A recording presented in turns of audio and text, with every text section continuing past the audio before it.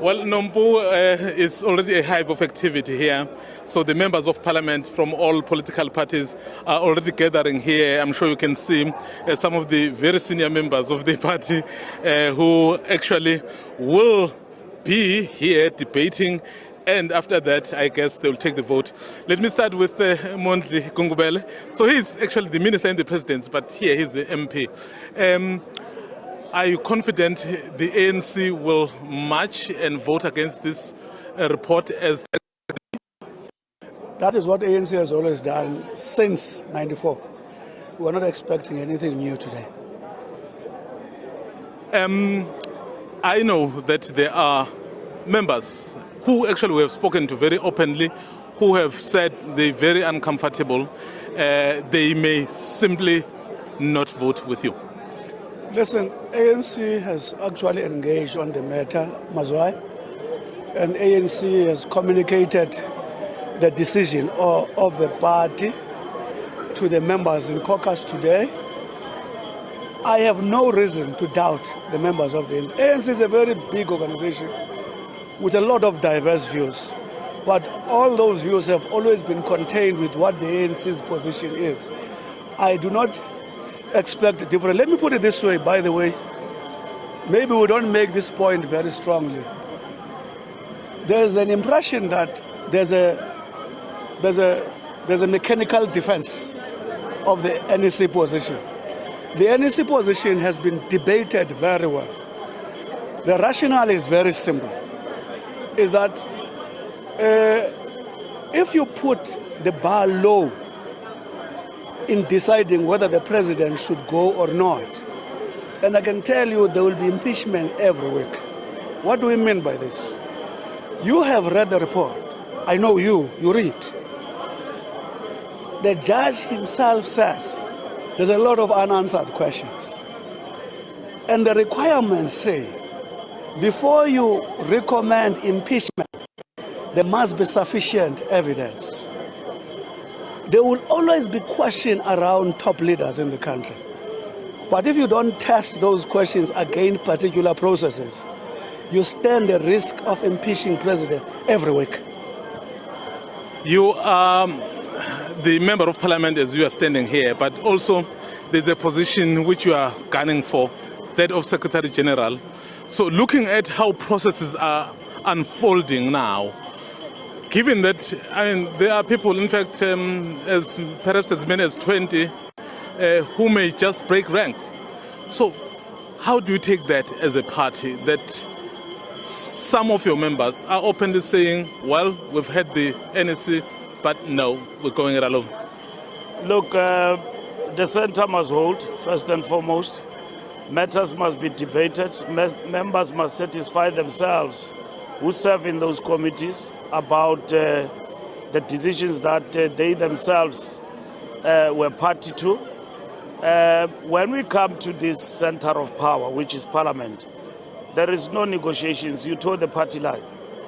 You don't come here and say that this is how I feel. People have voted here, towing the party line, knowing very well that they are opposed to certain. We survived about 8 motions of confidence in the last session. Some of us were always consistent and against, the opposition. This is not something new. Even if you can say whatever you want to say, politically what it means, if the ANC were to accept this report, it agrees with the opposition, which the opposition have ganged up on this particular matter. For me, as a member of the ANC, I was not sent to Parliament to work with the opposition.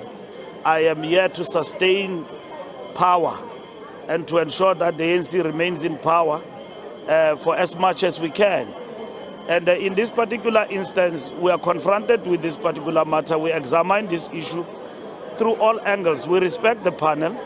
We respect members of the panel. We condemn anyone who insult or swear at the panel. They've done their job.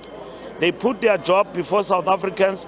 Our view then says, here is the report. It is taken on review, among others. And then there are other processes around this matter that are unfolding elsewhere. This report is not conclusive. And therefore, it doesn't take us to a point where we can vote for processes that will bring into action impeachment of the president and so on. So it's not a defense of the president. Other people raise the question of you are not holding the president accountable. This process is accountability. We're going to debate here today. And then people are going to raise their voices. It is accountability. If the president is found guilty through any other process, including if he's arrested, ANC have got checks and balances. We will act like we have done with others. And we have said step aside must not have eyes. But in this particular instance, there is nothing in terms of our own process that warrant the president to resign or to step aside. What will you do to those members of parliament of the ANC who have said, we've heard you, we've debated. In fact, they are saying they were not given enough time to debate in the NEC, and then they will then break rank. So what will you do as the ANC? Well, I don't want to speak about members. We will cross that bridge as a collective when we get there. But not all of us spoke in that meeting. I didn't speak. I didn't speak too. Only didn't speak. So, well, maybe because the view that was propagated, is that what you agreed with? No, it's not what is propagated. You are swimming against a tide because majority of the views that were expressed. There are moments when a position is so clear that continuing discussing it is quite a waste of time. But all I'm saying is that the following NEC people will be allowed to actually re-express what they wanted to, but the position still stood. But one silly thing that I also want to tell you, you will realize this is not a Phala Phala issue. The biggest threat to the opposition is the standing of this president in society. You must go and check your surveys and check the most reputable leader, the most respected leader across this country, even before Phala Phala. It's not about Phala Phala. You'll realize later that it's more about the standing of various leaders and so on. Having said that, given that there are investigations around him now, is that an admission that should he be charged? I mean, you've just spoken about the step aside. Should he be charged and then the ANC will lose power? Is that what you are saying? Because the Hawks are investigating, public protector, he is still facing some issues. Should he be charged? Is that an admission on your part that the ANC without President Ramaphosa is dead and buried? No, that's not what it means. All I'm saying that as a matter of fact, South Africans are intelligent. The fact that they rate him high is because of the work he is doing. As I speak to you now, economy has actually grown twice this year. 3/4 net jobs have been created this year. A lot of criminals are in prison because of his reinforcement. When this president is found in the wrong side of the law, ANC's position that the law will always have to take its course. Well, yes, you want to add something? Yes, it is very clear, Mzwandile. There's nobody who will be shielded because our processes are very clear. And for you to get to that point of charging a person, it means you have actually done everything, and the investigation means that the person have got a case to answer in a court of law. Ramaphosa, the president of the ANC, is one person who will never cling to power. He will leave any time and do the right thing, and the ANC is empowered enough by its own resolution in terms of what it will do. What we disagree with at the present moment is that at the face of a panel report, we must tell the president to step aside. At the face of this report, we must then impeach the president. We are setting a wrong precedence. We're setting a wrong precedence, and the ANC has not done that before.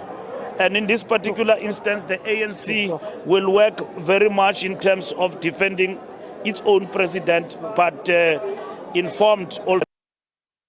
Thank you very much. You can see there, Nompo, they are running away because they are already late. The session will start soon inside. So we saw earlier the leader of the EFF, for example, walking in, so which does tell you that the MPs are ready. But the big question, Nompo, is that we know some of them have been public. Their members have said we actually will vote against the party line.